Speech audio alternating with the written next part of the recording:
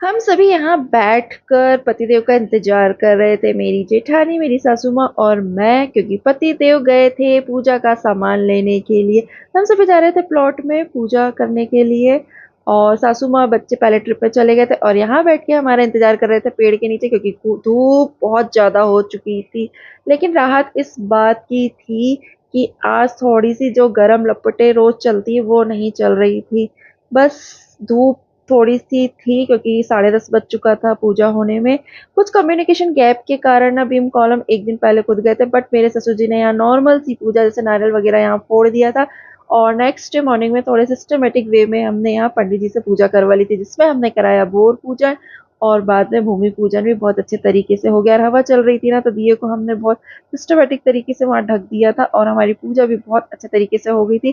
फिर पंडित जी ने कहा कि आप लोगों को प्लॉट के चारों तरफ जल डालना है, और धूप बहुत ज्यादा थी ना, तो वहां की मिट्टी और जो पत्थर थे बहुत गर्म हो गए थे, जिससे हमारे पैर बहुत जल रहे थे।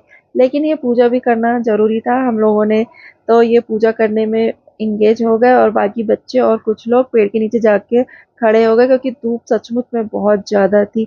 लेकिन हमारी पूजा ना इतनी धूप और गर्मी में भी अच्छे तरीके से हो गई थी, जिससे मन को काफी शांति हो रही थी, क्योंकि कुछ भी कार्य करने से पहले भूमि पूजन होना बहुत जरूरी होता है। तो इस कारण हमें ना बहुत ही अच्छा लग रहा था कि हमारे भूमि पूजन बहुत अच्छे से हो चुका था। फिर उसके बाद सुबह से किसी ने कुछ नहीं खाया था, तो हमने यहाँ पे सभी को नाश्ता दिया, सभी लोगों ने नाश्ता किया शांति से।